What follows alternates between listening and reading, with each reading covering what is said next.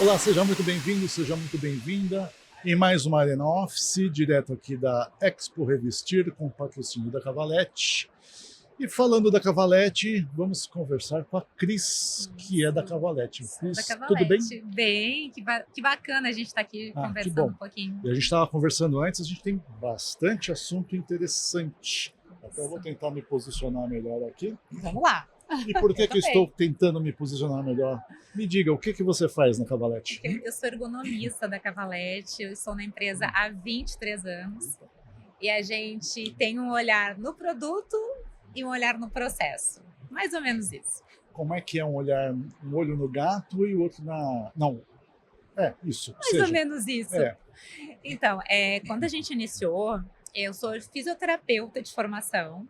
Então, quando eu iniciei na Cavalete, a gente iniciou no processo. Então, implementando ergonomia de processo. A empresa sempre entendeu que a ergonomia faz parte da concepção do que é a Cavalete. Veja, eu não posso chegar aqui e dizer para você, essa cadeira é ergonômica.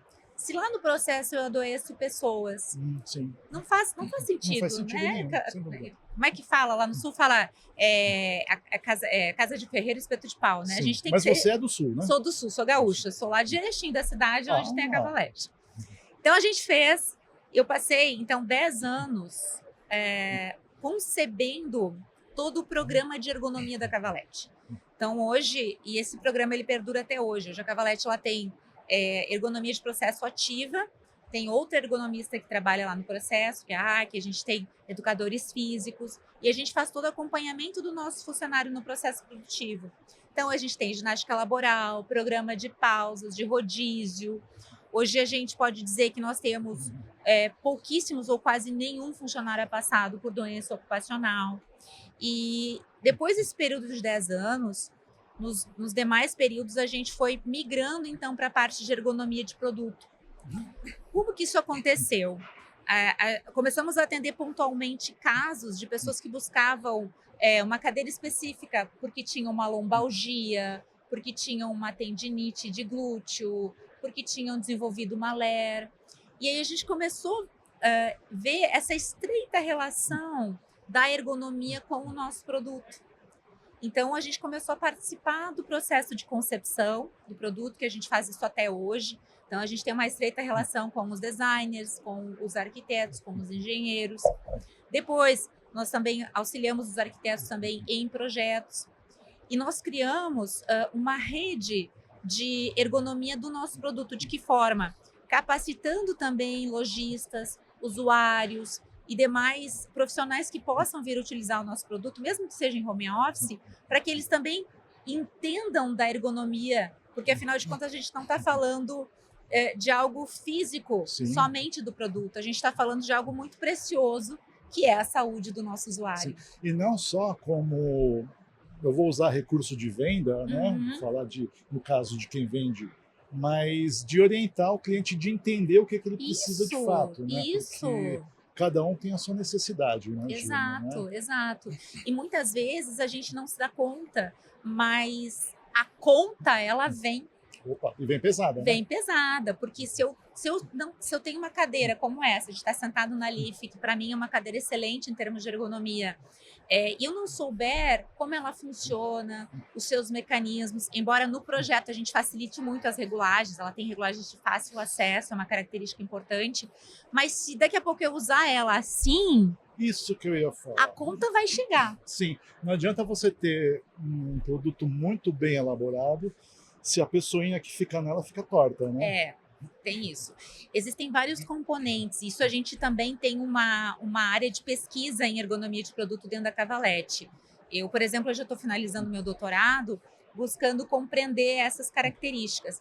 Mas assim, o tempo de trabalho que eu passo lá conta. Então, se eu ficar 4 períodos ininterruptos sentado, independente da minha cadeira, eu vou ter uma alteração circulatória. Então, o que eu preciso fazer? Eu preciso levantar, eu preciso movimentar, eu preciso fazer o meu corpo bombear o sangue para que o sangue circule, senão a minha produtividade vai cair. Sim. Eu preciso ajustar a altura do monitor, eu preciso ver se a iluminação está direta, indireta, se está gerando algum reflexo. Quer dizer, a ideia, por exemplo, que alguém leigo como eu tinha de ergonomia, que era só a altura de cadeira, de mesa e de posição de monitor, Tá tá errada. errada, Tá né? errada. Não é que tá errada, Quer é o dizer, quê? É o usual. muito simplista, né? A gente hoje tem um olhar muito mais amplo dentro da área de ambientes. Claro, existem áreas da ergonomia que são áreas mais minimalistas, digamos assim, ou micro.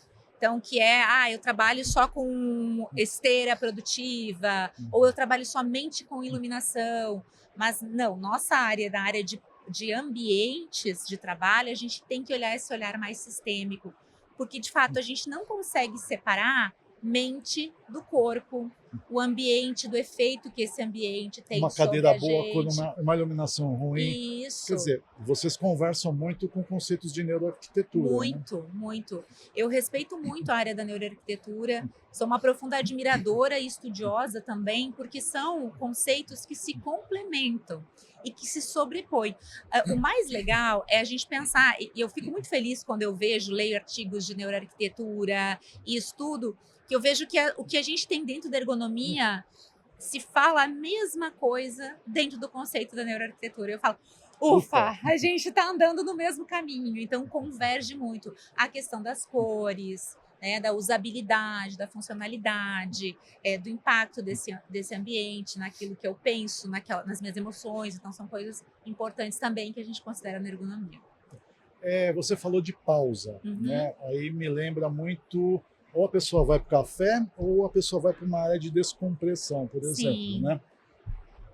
Como é que é pensar essas áreas em termos ergonômicos? Nossa, essas áreas são áreas que a gente orienta, incentiva e vibra quando a gente vê que o projeto de fato se consolidou na empresa, porque elas são áreas fundamentais para a questão de bem-estar e produtividade. A gente sabe que um dos principais fatores de felicidade no trabalho, ele está relacionado com as nossas conexões sociais. Então, o que melhor que um cafezinho para que eu possa, então, conversar, trocar uma ideia, dar uma pausa no meu cérebro. Uma área de descompressão, até hoje em dia, ontem eu estava orientando alguns profissionais, nós não utilizamos mais, dentro da ergonomia, devido ao NR1, a área de descompressão. É um termo esquisito, porque é contraditório, né? Exato. Se eu tenho uma área de descompressão... O resto é o inferno. Exato. Se eu tenho uma área de descompressão, quer dizer que em algum lugar eu tenho compressão. Eu preciso lá descomprimir. Então, eu tenho orientado a usar mais o termo áreas de bem-estar. Interessante. Ou áreas de autocuidado, sabe? Então, são vários tipos. A gente não consegue catalogar numa área específica. Pode ser a área do café? Pode. Pode ser a área da sala de jogos? Pode. Pode ser a área do yoga? Pode. A área da cesta? Pode. A gente vê algumas empresas que têm várias áreas como essa. Então, o trabalhador, o usuário, ele pode escolher, hoje eu quero ter meu momento de bem-estar dormindo um pouquinho depois do almoço. Ou até está trabalhando naquela área de bem-estar, porque ele vai estar com outro ambiente. Exato. Agora, existem áreas que é importante, e isso é uma coisa que eu falo muito também para os arquitetos, é importante delimitar como se usa esse espaço. Vou te dar um exemplo. Eu tenho uma área lá da cesta, né? Então vamos lá tirar um cochilo. Se alguém for lá e levar o tablet dele para trabalhar ali, ele vai atrapalhar. Tá. Então, assim, eu sempre oriento, vamos colocar que essa área ela apenas para descanso e as luzes devem ficar apagadas e, sabe, manual de instrução do Sim. espaço? Isso. Uma área aberta, por exemplo. Ali, se a pessoa quiser fazer um cochilo, se a pessoa quiser fazer uma reunião informal, quiser levar o computador para trabalhar, tranquilo, ela pode. Agora, existem alguns espaços que a gente precisa orientar como é que se utiliza. Senão, eles perdem a função. Você entende? Entendo. Eu vou lá, vou levar meu tablet, mas a pessoa do meu lado quer descansar, quer dormir. Tá, você contamina o espaço, Exato. na verdade, né? Então a gente tem que ter esse cuidado, e isso é muito importante do arquiteto estar alinhando com o cliente final dele. Né? Esse espaço foi pensado nisso, com essa finalidade, então ele deve ser usado desta forma. Entendi. Se vai se acontecer internamente na empresa ou não, né? Não se sabe. É uma mas questão da gestão, da liderança, da mesma forma que é uma questão da gestão e da liderança, ficar de olho se a pessoinha está sentada corretamente e tudo mais. Isso. Porque daqui a pouco a gente tem a NR1, se Deus quiser, se não tiver mais nenhuma, prorrogar, né, mais um pouco, né? Que não parece, mas o ambiente físico, sim, tem um impacto gigantesco. Muito grande. Sabe que a gente teve a lista... Eu sou ergonomista, sou certificada pela Associação Brasileira de Ergonomia. Então, todos os anos a gente tem o nosso congresso e a gente sempre atualiza com o Ministério do Trabalho, com o Ministério Público, todos os dados. Então, assim, cada vez mais as doenças de cunho emocional e mental, elas estão tomando uma proporção muito grande.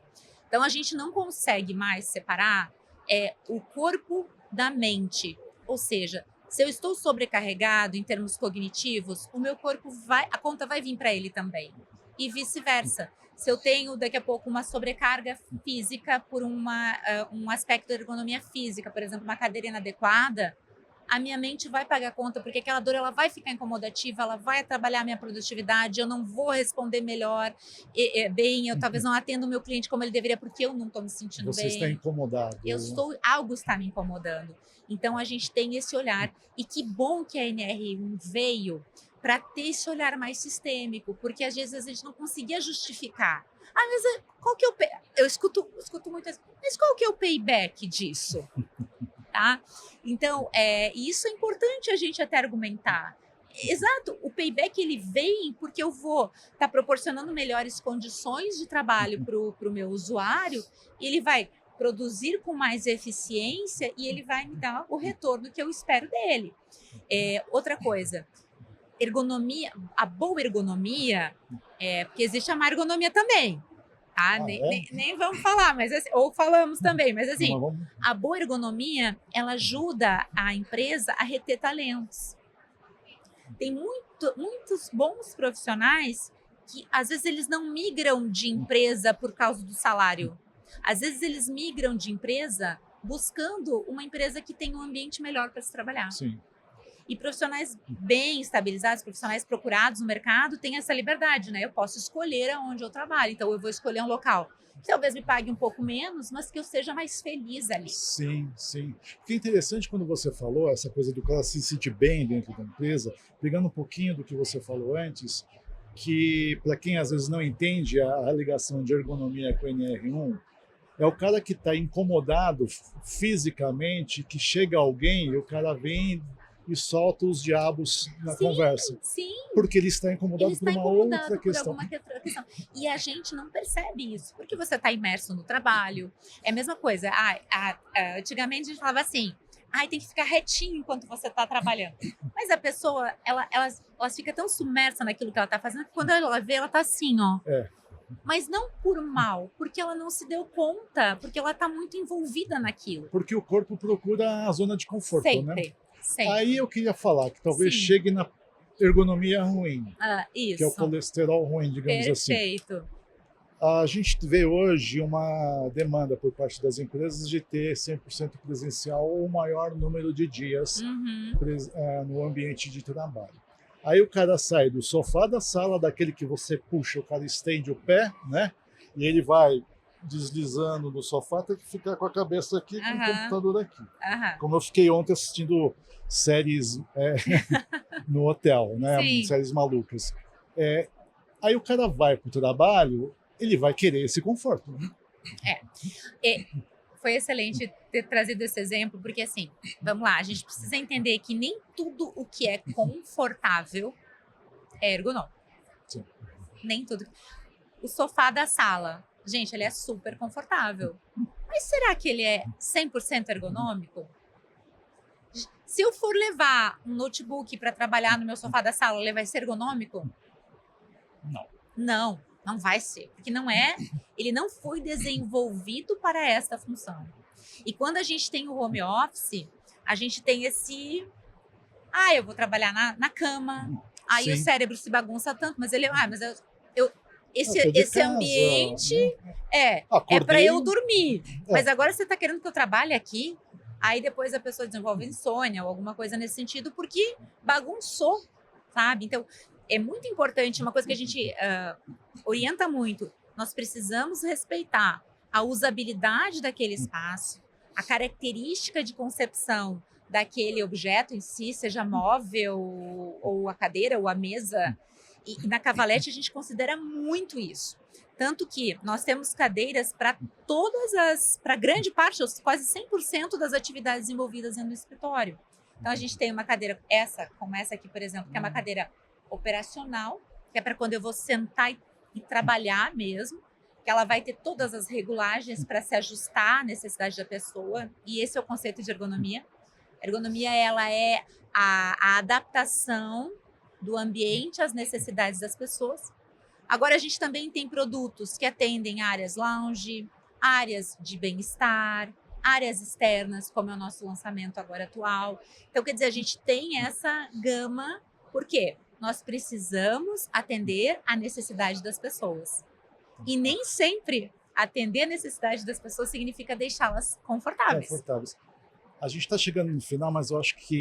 que pena, uma pena mesmo. Que, nossa, poderia ficar aqui a tarde toda, porque depois da gravação eu vou pedir umas dicas para você. Claro. Tem uma questão, assim, hoje a gente vive muito na tela pequena do celular, do smartphone, que é horrível, né? Porque a tendência é você, sei lá, naquela escala de evolução, daqui a pouco a gente está com aquela cabecinha toda torta.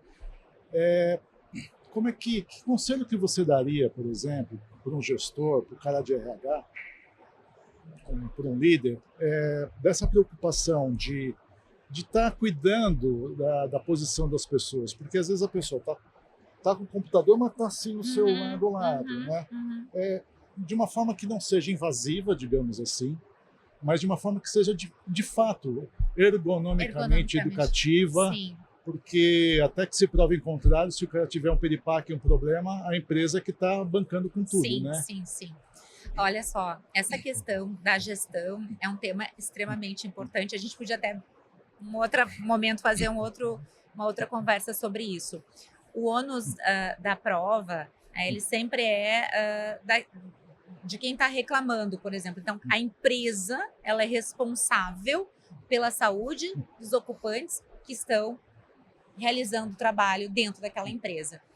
Veja, independente se é dentro da empresa ou no home office. Sim, porque está para a empresa. Exato, eu estou Isso para a empresa. Grande problema. É um grande problema.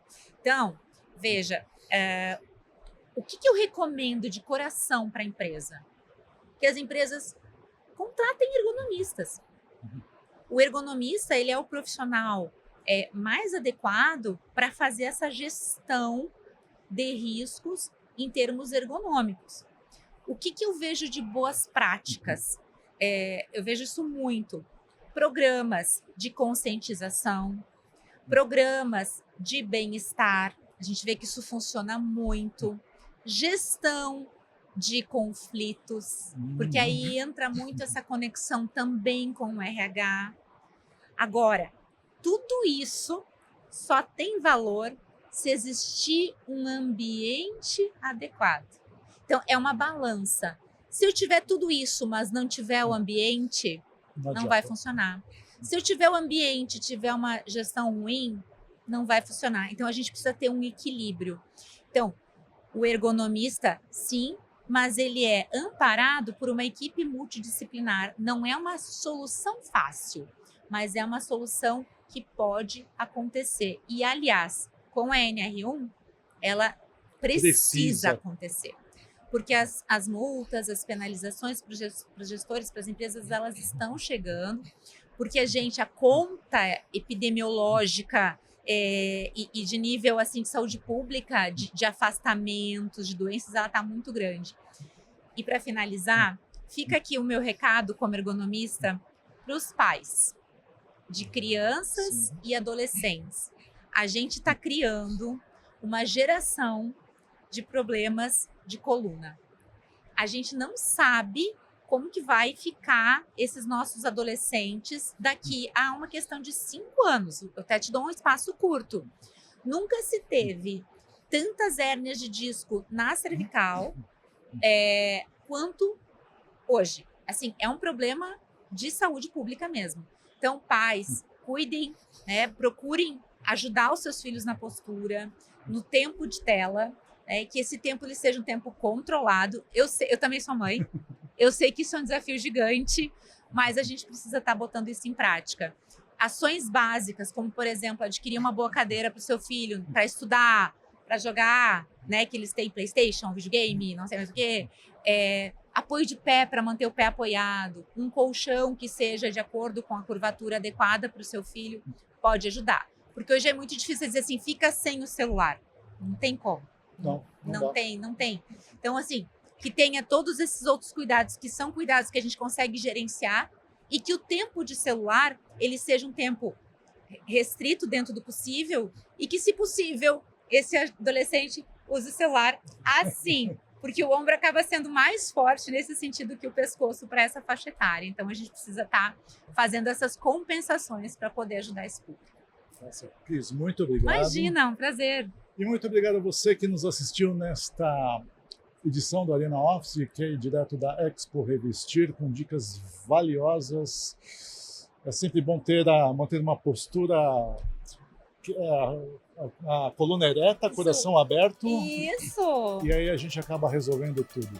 Até a próxima conversa.